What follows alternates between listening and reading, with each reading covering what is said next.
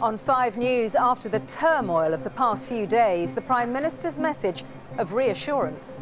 I believe we should hold fast to a vision of Britain that wants to be respected abroad, tolerant at home, engaged in the world, and working with our international partners to advance the prosperity and security of our nation for generations to come.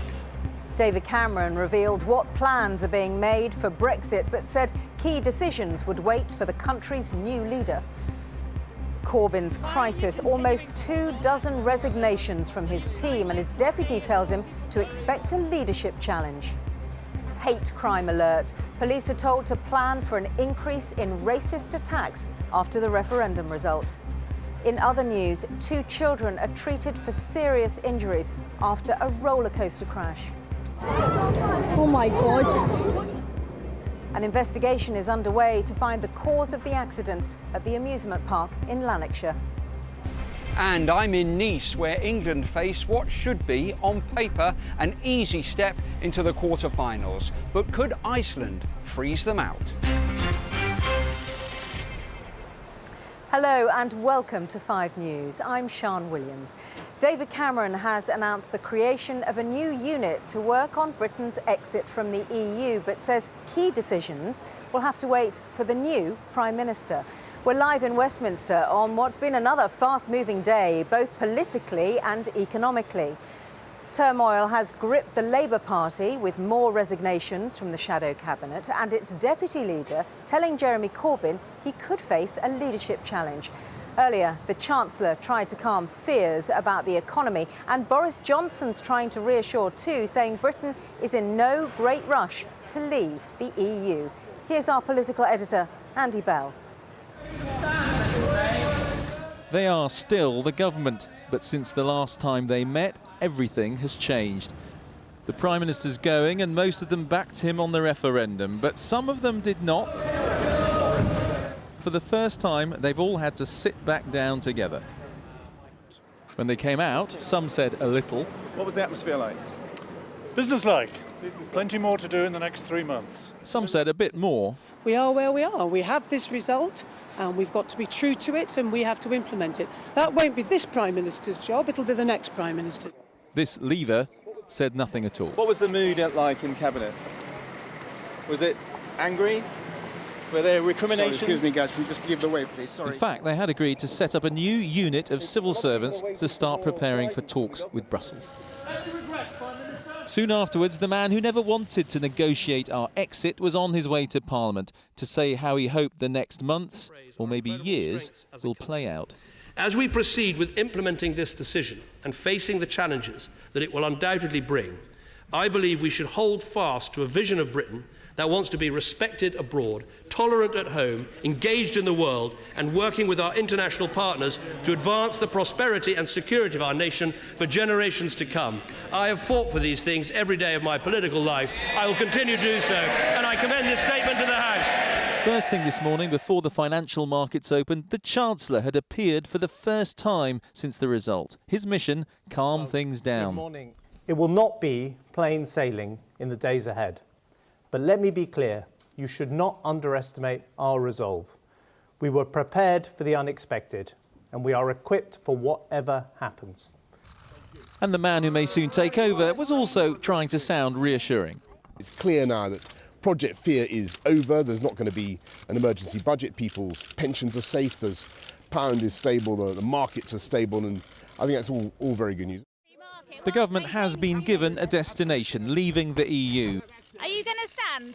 We just don't know how we're going to get there or who will be in the driving seat. Andy Bell, 5 News.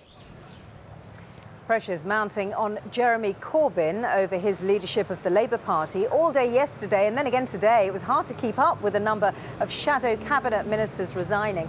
Even Mr Corbyn's deputy has told him he has no authority, but he's refusing to step aside, as Catherine Jones reports. The Leader of the Opposition, Jeremy Corbyn! Taking aim at the colleagues who've deserted him, the Labour leader was defiant in the Commons today. Our country is divided, and the country will thank neither the benches in front of me nor those behind for indulging in internal factioning manoeuvring at this time. We have Over the last 48 hours, wave after wave of the Labour front bench have quit in protest at Jeremy Corbyn's leadership.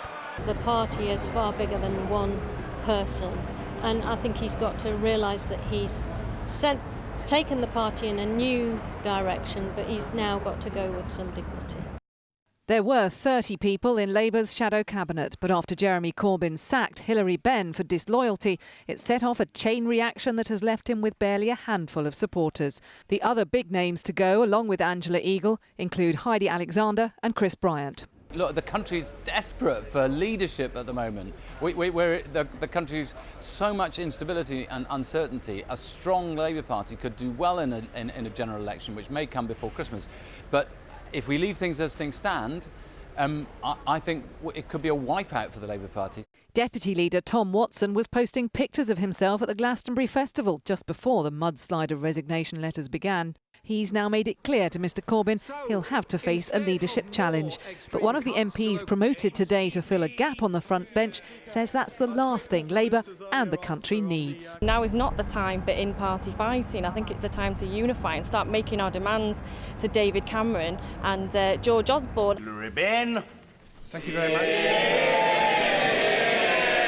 MPs may cheer long and loud for the ringleaders trying to topple Mr Corbyn, but so far this attempted coup hasn't succeeded. Catherine Jones, 5 News. Let's talk to Andy Bell, who's with me now. Andy, after a weekend where things seem to change every moment, do things feel any more stable today? I think a tiny bit more stable. We now know that there is this special unit of civil servants being set up to look at the whole issue of negotiating with the European Union. We know that David Cameron's been on the phone to most of the European leaders since Friday. He's also going to Brussels tomorrow to see them face to face and talk to them. And the sense that he is giving us, that he is getting from them, is that they are ready to give Britain a bit of time, specifically on this issue of when you trigger this thing called Article 50, which starts the formal 2-year process of negotiation. Britain is very much saying that is completely in the gift of the British government to decide when that happens. There had been rumblings about whether the Europeans would try and force the pace a bit on it. It sounds as if they are giving Britain a bit more leeway to delay that process getting underway. So it feels as if there's a bit of a plan in place, and a plan that in the end will be implemented by whoever is David Cameron's successor. Not much stability in the Labour Party at the moment, and Jeremy Corbyn shows no sign of wanting to go. No, there will be a meeting of the Parliamentary Labour Party this evening where almost certainly a no confidence vote will be set in motion, which will come back tomorrow, where almost certainly we're expecting a vote of no confidence in Jeremy Corbyn from the Parliamentary Labour Party. But at the same time as that meeting is going on, there is a meeting outside Parliament, a demonstration by Momentum, the organisation, the grassroots organisation that supported Jeremy Corbyn, which is there saying Jeremy Corbyn must stay. He is also insisting that he will fight, and if there is a leadership contest, if a formal challenge comes, he will fight and be a contender in that. So the Labour Party really in the logjam they've been for a long time now, but to an even worse degree. You're going to be very busy in the weeks to come, Andy. Thank you very much. Well, the Prime Minister and the Chancellor insisted today robust contingency plans are in place for the economy. But what does it all mean for the pound in your pocket? Layla Hayes has been finding out. Monday morning after Friday's Brexit bombshell, and it was still tense on the trading room floor. Well, the markets are now open and the pound has recovered slightly after another drop in the Asian markets overnight. George Osborne will be hoping his statement has done enough to calm things here. But it didn't take long for the pound to fall again, hitting a 31-year low against the dollar. David Buick supported the Leave campaign and believes this financial turmoil won't last. What can you say to reassure our viewers who are seeing the pound fall, maybe worried about their holidays this summer? Please understand that the minimum anything material can happen is 2.5 years. Please go and enjoy your holiday. Please go and enjoy your life. Don't give up. There's nothing to give up on. Not everyone's so confident. Anil Patel imports products for his cafe in East London from Europe and now worries they will cost more. The future right now is very uncertain. It's looking bleak. How worried are you? Very worried. Mainly because we've got a young family as well. So, it's our kids' future that we're worried about. On the high street, we appear as divided as ever. Since we've been on the EU or whatever it is, I think it's gone blooming down the pound. Most stupid decision I think we've ever made in certainly my lifetime, and I would hope people would reconsider. So if you're worried, here's some advice. My big message is nothing has changed. Don't panic, keep calm, be sensible and carry on, because the real risk right now is we talk ourselves into recession, but we can control that. We can stop that happening by just carrying on. We're being told not to worry, but with the financial markets still in turmoil, that is easier said than done. Layla Hayes, 5 News.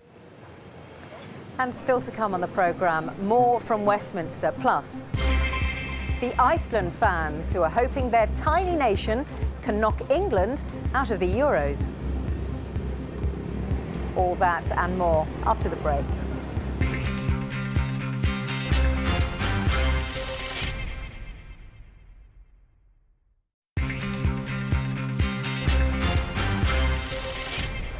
Hello and welcome back. You're watching 5 News. Police have been put on heightened alert after a spike of post-referendum hate crimes.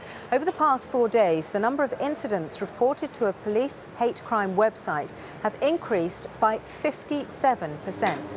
Police are investigating a number of cases, including racist graffiti and hate notes targeting Polish communities. The UK's biggest Muslim organisation has also reported a rise in racist abuse. Simon Weiger reports. We've blurred out the first part, but this is the hate message which greeted Poles on Sunday morning at their main community centre in London. It's been cleaned off, but concerns linger about how big a minority actually feels like that. The majority of people in Hammersmith are represented in these cards and flowers, and they are appreciated. It's very kind, you know. I've got a couple emails today as well from proper English people, you know, who say that they are quite ashamed. You know, it's not good for everybody. And I'm coming in London looking for job, you know. And say this, oh my God. Do you feel angry or sad? Hungry. Angry. Yeah, this is stupid. Very sad. Very sad. Disbelief. And I don't know which way to go now. There are worrying reports of verbal abuse in the street, and this sign was left on a doorstep in Huntingdon. The far-right National Front displayed this banner in Newcastle, while in Romford this man's T-shirt read, "Send them back." Absolutely disgusting. Messages stating the opposite are overwhelming the Polish centre following the graffiti. My reaction was total surprise and shock. It's the last thing we expected to happen here in London. You know, London, the melting pot that it's always been. You don't expect that kind of thing here. Police are studying CCTV while the local MP calls for calm. The people who voted Leave are no more likely to have committed acts like this than the people who voted Remain. I think the link is that tiny minority of idiots and extremists who would do something like this now feel, as a result of not just the Brexit vote, but some of the rhetoric that went on around it from people like Farage and co, that they have licence to do this, that they're off the leash, if you like, and our job is to put them back on the leash pretty quickly. The vast majority of Leave voters do not agree with this. The vast majority of messages today are ones of love and not hate. Simon Weiger, 5 News. Well, one of the towns which voted overwhelmingly for Britain to leave the EU was Hartlepool. It's one of the most deprived areas in Britain and, as a result, has been the recipient of hundreds of millions of pounds of EU investment. Dominic Reynolds has been to find out why so many people there want to leave. It's quiet down at the quay. They used to build ships here, and with steel making and fishing, there were tens of thousands of jobs for Hartlepool people. But most of them are long gone. Why did you vote the way you did? For a protest vote. I did it. Yeah? So my vote counted. Robert says he was trying to get politicians to listen when he voted Leave. They come around scrounging for your vote, and then they get down at London and forget the rest of the world exists. They forget about this place anyway. At first, Alan told me his Leave vote was about EU fishing policy. But what he wanted to talk about was immigration. The bit Middlesbrough hard there now. But they'll all creep this way, without a doubt. So it's not here yet, but you fear it's coming? It's going to come, yeah, without a doubt, yeah. We don't want them here. Can I say that? You can say what you like. We don't want them, that's it, yeah, that's right, yeah. Feel strongly about it? I do, we do, yeah. In town, immigration was on the mind of support worker Eileen too. There's got to be a stop to it. And the thing is, with the North East, people have never ever listened to what we've had to say. And this is our only way of being able to speak our minds, you know, because we've always been the poor relations, you know. And it's a case of now we've had the right to stand up and be counted, and that's what we've done. Remain voters weren't easy to find today, but at the bar of the Globe was Ian. He says he thinks his town has been brainwashed. Half of them didn't even know what they were voting for. Didn't know what they were voting for, but... No, they don't. All around is immigration. They've been brainwashed for them Boris and co. The stats show that immigration here is, compared to the rest of the UK, very low, but tempers are frayed. Hartlepool's voted Labour for over 50 years. Last Thursday, they voted for something else altogether. Dominic Reynolds, 5 News in Hartlepool. Some other news now. 2 children are in a serious condition in hospital after a roller coaster derailed in Lanarkshire yesterday. A total of 8 children and 2 adults were treated for their injuries after the tsunami ride crashed at M&D's amusement park in Motherwell. Danny Sinha reports. Oh my God. People rushed to help after the tsunami roller coaster derails and gondolas full of young people crashed 20 feet to the ground. Among the injured, 2 children aged 11 and 12 are still seriously hurt in hospital. One has chest, leg and abdominal injuries. The other has undergone 8 hours of surgery to save his arm. Ewan McLean was in the queue with his daughter. They'd already ridden the tsunami 3 times. Some people ran straight to the crash scene to go and help. For that, they should be absolutely commended. My first reaction was to just, first of all, stop Macy from being caught up in any kind of stampede that was going on, and then just to get her out of there as quickly as possible. 19-year-old Katie McArdle was on the ride with her boyfriend and broke her wrist. She posted on Facebook, "I have never been so scared in my entire life. Honestly thought I was going to die. Sitting in that carriage upside down with everyone screaming." Early indications are that the gondolas came off the rails whilst going round a bend. An investigation has begun to find out why. Danny Sinha, 5 News. French prosecutors have opened a manslaughter investigation into the crashed Egypt Air flight MS-804. The Airbus plunged into the Mediterranean Sea last month, killing all 66 people on board. The Paris prosecutor's office said it was not looking into terrorism as a possible cause. Lionel Messi says he's retiring from international football after missing a penalty in the final of the Copa America against Chile. It was Argentina's 4th loss in a major final in 9 years. After the match, the Barcelona legend says he's done all he can and it hurts not to be a champion.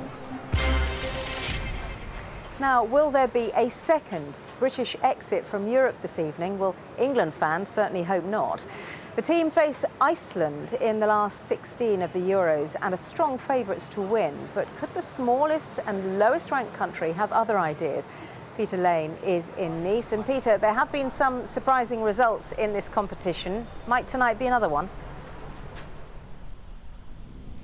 Well, Sian, we can talk about the teams on paper, but they are both unbeaten in this tournament. The 2 countries haven't faced each other for more than a decade, when England won by 6 goals to 1. So Iceland have a score to settle and are enjoying being one of the surprises of Euro 2016.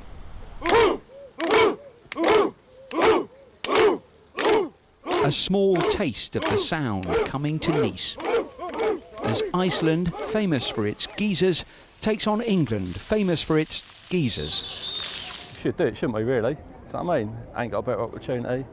Confident. It's going to be a big win, I reckon. As confident as you can be being an England fan. Life's never a beach for England fans, but taking on lowly Iceland here should be straightforward. For the nation of just 330,000, the same population as Leicester, this is the biggest of big deals. We've never been to the competition at all, so It's strange. It's amazing and fantastic to be here. It's unbelievable. Is anybody left back home in Iceland? Are they all here? Yeah, we asked the last person, to turn off the lights, So now it's completely dark in Iceland, but everybody is here. On the heat of the beach, the cool of the Iceland fans as they ponder where tonight could take them. But forget team tactics, these guys bring with them far more fascinating facts about their country. Over 8% of the nation of Iceland has travelled to France for the Euros. Until 1989, it was illegal to drink beer in Iceland. In Iceland, we have a dating app which lets you check if you're dating someone you're related to. The Icelandic language hasn't changed in over 1,000 years. Let me translate that for you. Íslenska tungumálið hefur ekki breyst í 1000 ár. However things translate onto the pitch tonight, there will be no second chance for Iceland or England. It's win or go home. Peter Lane, 5 News, Nice. Let's hope they do it. Now, before we go, a quick preview of what's coming up on 5 News tonight with Danny. Who might be the next Prime Minister? Boris Johnson broke cover today for the first time since Friday, but it's rumoured some Tory MPs don't want him in charge.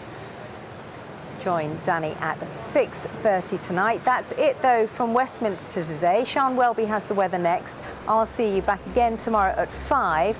Danny's back in an hour. Thanks so much for watching tonight. Goodbye for now.